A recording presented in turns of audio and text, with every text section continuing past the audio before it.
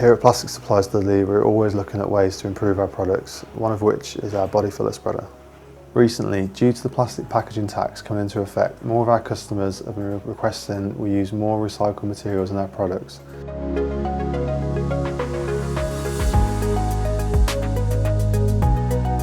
The main product we produce at Plastic Supplies Dudley is a body filler spreader, which due to the properties of the product, we struggle to produce out of 100% recycled material. To get around this, we've invested in a new gravimetric hopper blender. This allows us to mix prime material, reprocessed material that we've bought in, as well as our own regrind direct from the machine side granulator, so there is zero waste from this product. All these are mixed at specific percentages to give a consistent product 100% of the time.